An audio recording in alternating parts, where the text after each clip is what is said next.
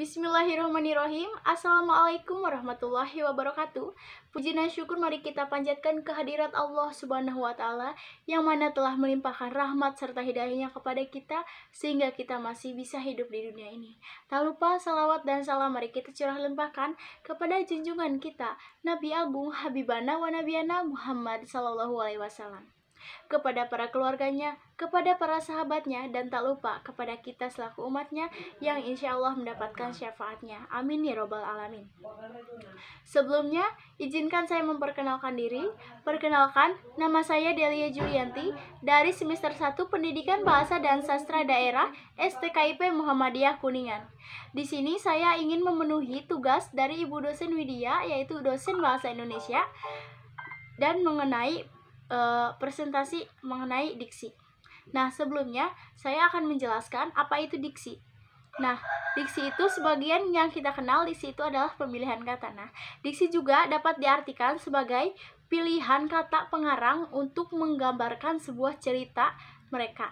Nah, di sini diksi juga bukan hanya berarti memilih kata, melainkan digunakan untuk menyatakan gagasan dan menceritakan peristiwa, tetapi juga meliputi persoalan, gaya bahasa, ungkapan-ungkapan, dan sebagainya. Nah, agar dapat menghasilkan cerita yang menarik, melalui pilihan kata ini yang harus dipenuhi syarat-syaratnya adalah sebagai berikut. Yang pertama, ketepatan dalam penulisan dan pemilihan kata dalam menyampaikan suatu gagasan. Nah, kita dapat membuat cerita itu menarik ketika kita bisa memilih kata yang pantas untuk dituangkan di cerita tersebut. Yang kedua, ini sebagai contoh buat seorang pengarang ya. Yang kedua, seorang pengarang itu harus mempunyai kemampuan untuk membedakan secara tepat nuansa-nuansa makna sesuai dengan gagasan yang ingin disampaikannya, dan kemampuan untuk menemukan bentuk yang sesuai dengan situasi dari nilai rasa bagi pembacanya. Nah, di sini harus mempunyai kemampuan untuk membedakan secara tepat nuansa-nuansa. Nah, apabila seorang pengarang membuat sebuah novel atau dongeng, nah, untuk ditujukan kepada kalangan, misalkan ini novel untuk kalangan anak remaja, untuk kalangan anak dewasa. Nah, itu harus ditentukan juga pilihan kata atau diksinya. Yang ketiga, menguasai berbagai macam kosakata dan mampu memanfaatkan kata-kata tersebut. Jadi, contohnya sebagai ada sebuah kata ilmiah. Nah, jadi seorang pengarang itu harus pandai menguasai gitu berbagai macam kosakata itu. Nah, terus usahakan kosakata tersebut dimanfaatkan dengan baik, dan itu bisa juga menjadi sebuah kalimat yang jelas, efektif, dan mudah dimengerti. Jadi artinya itu mudah dimengerti dan mudah dipahami. Nah, di sini ada ciri-ciri diksi. Ciri-ciri diksi yang pertama itu tepat. Tepat dalam arti ini adalah tepat dalam pemilihan kata untuk dapat mengungkapkan gagasan atau juga hal-hal yang diamanatkan. Jadi ketepatan dalam diksi itu sangat penting. Yang kedua yaitu ciri-ciri diksi yaitu dapat digunakan untuk membedakan secara tepat nuansa makna serta bentuk yang sesuai dengan gagasan, serta juga situasi serta nilai rasa pembaca. Yang ketiga, menggunakan pembendaharaan kata yang dipunyai masyarakat bahasanya serta dapat menggerakkan dan juga memberdayakan kekayaan itu menjadi kata yang jelas dan mudah dimengerti. Nah, setiap hal itu mempunyai tujuan ya. Di sini juga diksi mempunyai tujuan. Ada tujuan diksi. Tujuan diksi atau pemilihan kata adalah untuk memperoleh keindahan atau nilai estetika guna menambah daya ekspresibilitas. Maka sebuah kata akan lebih jelas jika pilihan kata tersebut tepat dan sesuai. Ketepatan pilihan kata bertujuan agar tidak menimbulkan interpretasi yang berlainan antara penulis atau pembicara dengan pembaca atau pendengar. Sedangkan kesesuaian kata bertujuan agar tidak merusak suasana. Selain itu, berfungsi untuk menghaluskan kata dan kalimat agar terasa lebih indah dan terasa nilai estetikanya. Nah, di sini ada fungsi diksi. Fungsi diksi yang pertama adalah membuat orang yang membaca ataupun mendengar karya sastra menjadi lebih paham mengenai apa yang ingin disampaikan oleh pengarang. Nah, jadi pemilihan kata yang baik dapat meningkatkan pemahaman seorang pembaca ataupun pendengar ya.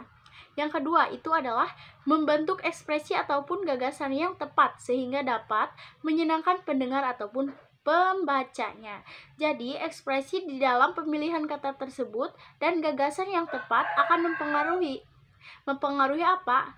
Mempengaruhi daya kesenangan pendengar ataupun pembaca yang membaca novel ataupun karangan tulisan dari si pengarang tersebut. Yang ketiga ada mencegah perbedaan penafsiran.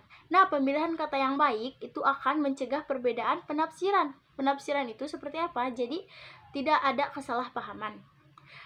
Yang keempat, menciptakan komunikasi yang baik dan benar. Jadi pemilihan diksi yang tepat itu akan menciptakan komunikasi yang baik dan benar. Di sini ada jenis-jenis diksi.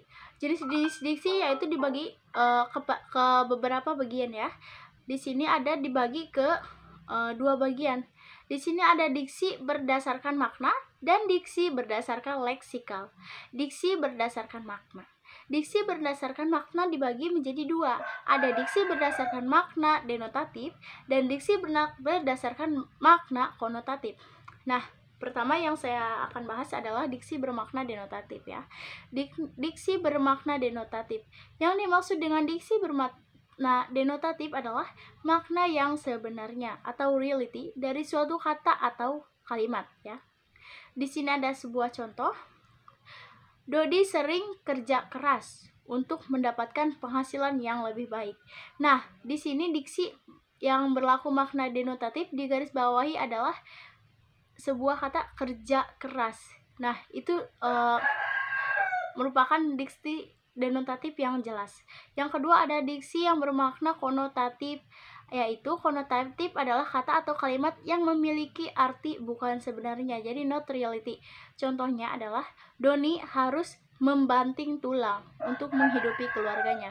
Kata-kata membanting tulang ini bukan berarti Doni itu membanting-banting tulang, tapi Doni itu bekerja keras. Jadi seperti itu. Yang kedua adalah diksi berdasarkan leksikal. Nah, diksi berdasarkan leksikal dibagi menjadi 7. Yang pertama adalah sinonim, yaitu memiliki arti yang sama ya. Sinonim memiliki arti yang sama. Contohnya adalah bahagia sama dengan senang, sedih sama dengan duka, dan lain-lain. Yang kedua adalah antonim atau lawan kata. Misalkan naik sama dengan lawan katanya itu turun, kalau maju lawan katanya itu mundur. Yang ketiga ada homonim, yaitu memiliki lafal ejaan yang sama namun memiliki arti yang berbeda. Contohnya, bulan itu terlihat bulat penuh malam ini.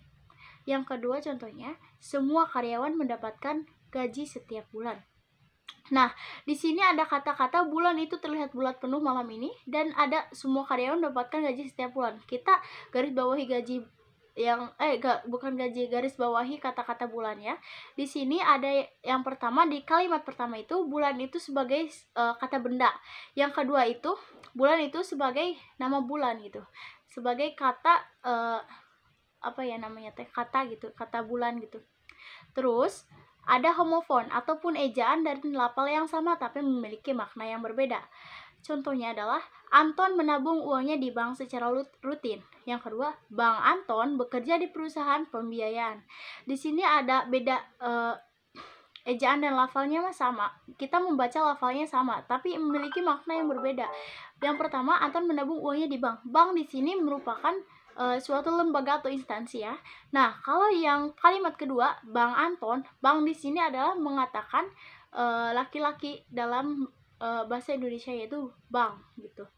Yang kelima ada homograf. Homograf yaitu lafal dan artinya berbeda tetapi ejaannya sama. Ya, contohnya adalah yang pertama, makanan favorit wanita itu adalah tahu goreng. Kalimat yang kedua, wanita itu tidak tahu kalau hari ini libur. Nah, kata-kata tahu di dalam kalimat pertama. Makanan favorit wanita itu adalah tahu goreng. Tahu di situ berarti nama makanan. Sedangkan di kalimat kedua, wanita itu tidak tahu. Tidak tahu berarti itu tanda di garis bawahi, tahunya itu berarti kata sifat, tidak tahu kan gitu. Yang keenam adalah polisemi ataupun memiliki lebih dari satu arti. Seperti ambigu mungkin ya. Di sini ada para nasabah yang menabung di bank akan mendapatkan bunga setiap bulan. Di kalimat kedua, Andini adalah salah satu bunga desa yang paling cantik. Nah, memiliki lebih dari satu arti. Yang menabung di bank akan mendapatkan bunga setiap bulan. Nah, kalau bunga di sini merupakan sebuah kata yang berlaku di bank ya. Di perbankan kan ada bunga deposito yang seperti itu. Nah, kalau di kalimat kedua adalah salah satu bunga desa itu seperti perumpamaan. Bunga desa itu adalah wanita yang paling disukai di masyarakat gitu. Yang ketujuh ada hipernim ataupun hiponim. Diartikan hipernim adalah kata yang dapat mewakili banyak kata lainnya, sedangkan arti hiponim adalah kata yang dapat terwakili oleh kata hipernim. Contohnya aja, di kebun binatang itu terdapat banyak binatang liar, misalnya gajah, singa, buaya, rusa, kuda, dan lain-lain. Nah, hipernim di sini berarti binatang liar.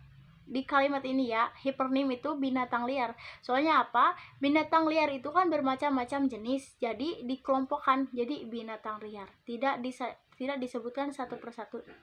Jadi kesimpulannya itu kita dapat menarik arti diksi itu berguna untuk membuat cerita tersebut menjadi lebih menarik, teratur, tertata rapi, dan membuat si pembaca itu tidak bosan mendengar atau membaca cerita tersebut. Dikarenakan pemilihan kata yang baik dan bagus itu sangat berpengaruh terhadap citra novel ataupun karangan tulisan dari si pengarang tersebut.